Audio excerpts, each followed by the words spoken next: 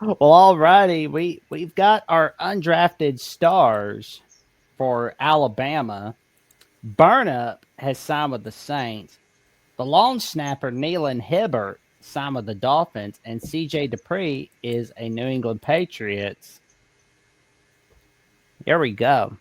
I mean, Burnup seems like a draft. Well, not a draft steal, but a hidden gem for the Saints. Yeah, he was projected to go late round, and he didn't get picked up. So it's tough at the skill, not the skill positions, but the special teams positions to get drafted. It's hard Yeah, because you can get like a lot of teams look at it. Hey, we could just pick him up as a undrafted free agent. Like, we don't exactly. have to Why waste a pick waste the on him. draft pick? We can get him in free agency and they can prove their worth that way. And so a lot of long snappers and punters and kick not I'm certain kickers, not kickers are pretty valuable. So, but sometimes yeah, we can got a great leg and we can pick them up in free agency. And so why waste a draft choice? I Well, agree. well, and I know like the Saints faced a lot of criticism for getting Tyler Shaw because like all they show was the bad pass play, but they didn't show the stats or nothing. Like it's like they got lazy. He seemed like he got drafted high to me, especially after having two major injuries. And I mean, the season he had at Louisville was good, but I mean, like his career was similar to Curtis Rourke's outside of Curtis Rourke played at a smaller level longer, but Curtis Rourke got drafted in the 7th round, and Shaw was in the 2nd round. Like Shaw was drafted high to me, but he might prove himself. We'll see. But he seemed like he should have got drafted a little later to me. Oh yeah, but yeah, I'm curious to see where that's gonna go for like because I mean Burnup's gonna be with a winner in Kellen Moore because like Kellen Moore won as an offensive coordinator in his only season, gained Super Bowl for the Eagles, and he's one of the winningest quarterbacks in all college football with a 50-3 record at Boise State. The three losses are the '08 Poinsettia Bowl on 2 days before Christmas against TCU, rivalry week Black Friday against Nevada, and on November 12th against TCU on the Versus Network. Mhm. Well, Burnip he's a solid kicker, so I think he's going to be. I think he'll work his way into. I don't know if it'll be, but he'll work his way into playing for somebody. Matter of time. He's just he was always solid for us. Always solid, consistent. Oh yeah. I mean, because like he's not going to be playing for a low down loser like Dennis Allen. Like, oh man, like that guy was terrible. Like, why the Saints even went for him was beyond me. It's like that's just dumb. But you're gonna be with a winner in Kellen Moore. Like before the Saints got Sean Payton in '06, they didn't even know what winning was. I mean, like they knew what it was like once every 15 years, but that was it. Once they got Sean Payton and Drew Brees was recovered enough to be able to play on a roster for 2006, they learned about what winning was. And Mm-hmm. then Drew Brees retired. Well, it is what it is. Sean Payton's leaving for a year, goes back to coaching at the Broncos.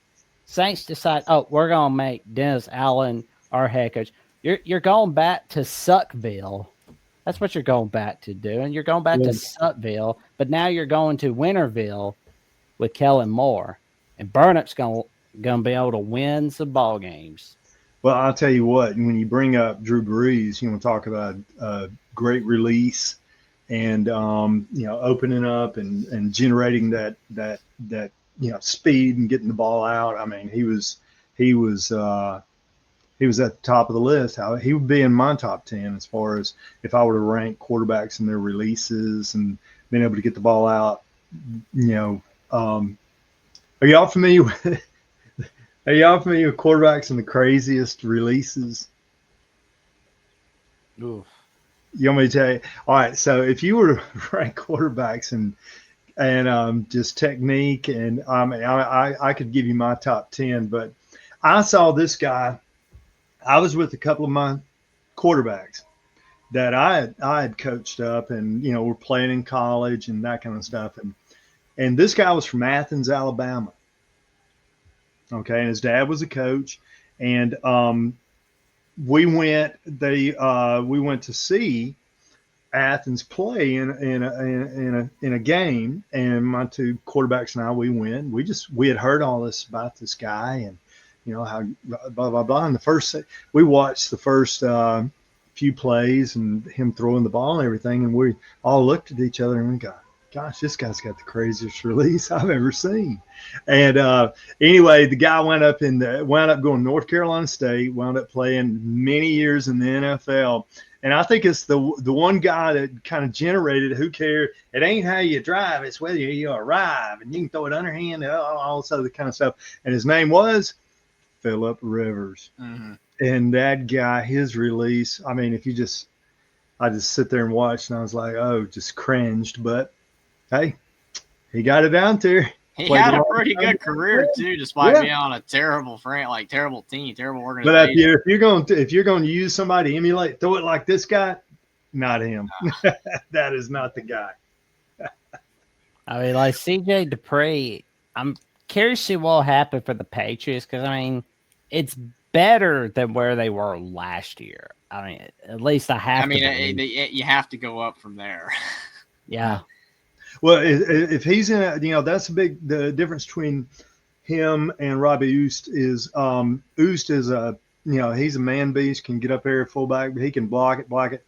Dupree is more, wanting to get out and catch the ball and that kind of stuff. And so it depends on, the offense, or, are they wanting to throw it more and need tight end with hands like, Kels, or they want to run and power and that kind of stuff, need a big blocker like Oost.